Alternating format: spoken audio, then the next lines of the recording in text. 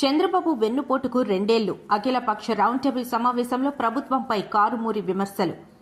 తణుకు నియోజకవర్గంలోని పద్మశ్రీ ఫంక్షన్ హాల్లో YSR Congress party senior నాయకులు, మాజీ మంత్రి డాక్టర్ కారుమూరి నాగేశ్వరరావు ఆధ్వర్యంలో చంద్రబాబు వెన్నుపోటుకు రెండేళ్లు కార్యక్రమంలో భాగంగా అఖిలపక్ష రౌండ్ టేబుల్ సమావేశం నిర్వహించారు. ఈ సందర్భంగా రెండేళ్ల ప్రభుత్వ పాలనపై విమర్శలు చేస్తూ ప్రత్యేక బ్యానర్ ప్రదర్శనను ఏర్పాటు చేశారు.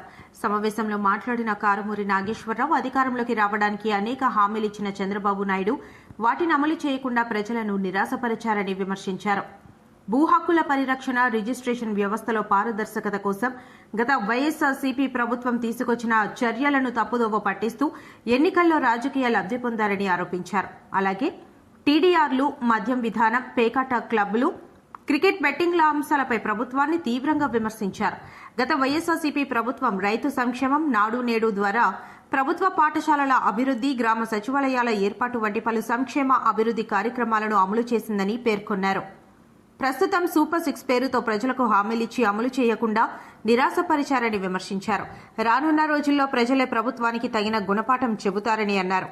అదేవిధంగా రాష్ట్రంలో చేపట్టనున్న ఓటర్ల జాబితా ప్రత్యేక సవరణ ఎస్ఐఆర్ కార్యక్రమంపై ప్రజలు అప్రమత్తంగా ఉండాల్సిన అవసరం ఉందని కారుమూరి నాగేశ్వరరావు పేర్కొన్నారు. పశ్చిమ బెంగాల్ కూడా లారీలో కొనిపించి పంపించి అమ్మించే కార్యక్రమం చేశారు.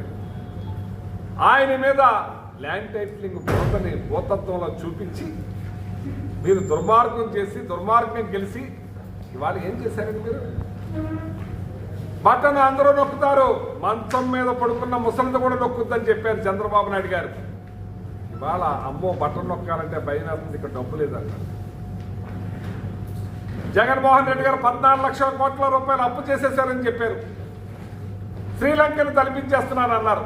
ఇవాళ చంద్రబాబు నాయుడు గారు మిమ్మల్ని అడుగుతున్నాను, ఆయన కేవలం అప్పు చేసింది 5 సంవత్సరాల్లో 3,32,000 కోట్లు. మీరు ఇవాళ 2 సంవత్సరాల్లో అప్పు చేసింది 3,80,000 కోట్లు. ఏం చేశారు? ఈ డబ్బు ఎక్కడికి పోయిందని అడుగుతున్నాను నేను.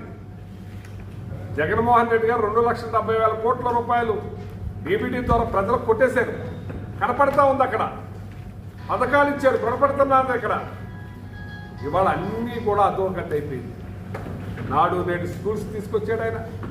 పిల్లలకి డ్రెస్ ఇచ్చాడు, బూట్లు ఇచ్చారు, బ్యాగ్ ఇచ్చాడు, బట్టలు ఇచ్చారు, ప్యాడ్ ఇచ్చారు.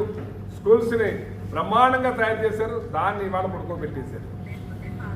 ఇవాళ బుక్కులు కూడా, ఇవాళ బూట్లు కూడా, బుక్స్ కూడా, క్లాత్ కూడా లేదు, ఎక్కడో ఇద్దామంట.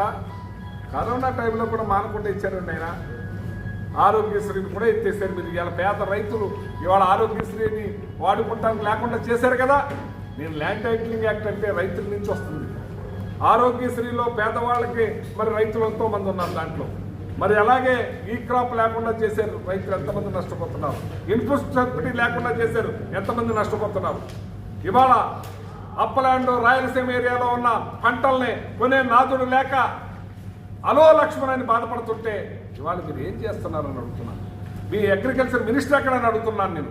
మీ డిపార్ట్మెంట్లు ఎక్కడని అడుగుతున్నాను నేను. మీరు 4 బుక్కులు ఫస్ట్ తారీఖు వచ్చేదానికి చెల్లికి మళ్ళీ మళ్ళీ ఏదో జరగాలన్నట్టుగా ఆ పెన్షన్ ఇది తప్పితే మీరు ఏం చేస్తున్నారండి? ఏమి ఇస్తున్నారండి? మీ ఇంట్లో 18 ఏళ్ల నిండిన అమ్మాయికి 1500 అన్నారు. 4 ఉంటే 4,15 అన్నారు. 3 ఉంటే 3,15 అన్నారు. ఎక్కడండి? P4లో పెట్టామన్నారు. P4లో పెట్టామన్న సంవత్సరం అయింది. ఎంతమందికి ఇచ్చారని అడుగుతున్నాను నేను. ఈ తనిఖీ ఎమ్మెల్యేనే అడుగుతున్నాను, ఎంతమందికి ఇచ్చారో చెప్పమని.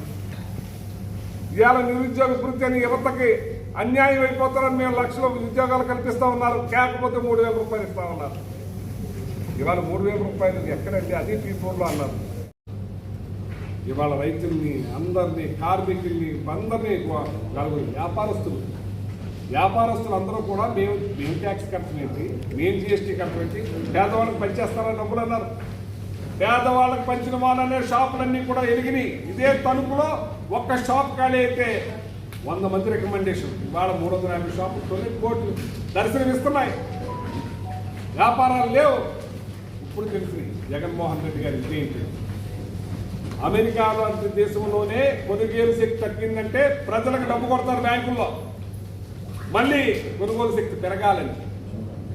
అలాంటి కరోనా టైంలో కూడా మన రాష్ట్రం సస్యశ్యామలంగా నడిచింది. అన్ని రంగాల్ని ముందుకు తీసుకెళ్ళాం. అభివృద్ధి, గ్రామంలో సచివాలయం కనపడుతుంది, ఆర్బీకే సెంటర్ కనపడుతుంది, గ్రంథాలయం కనపడుతుంది, హెల్త్ సెంటర్ కనపడుతుంది. ఏ గ్రామంలో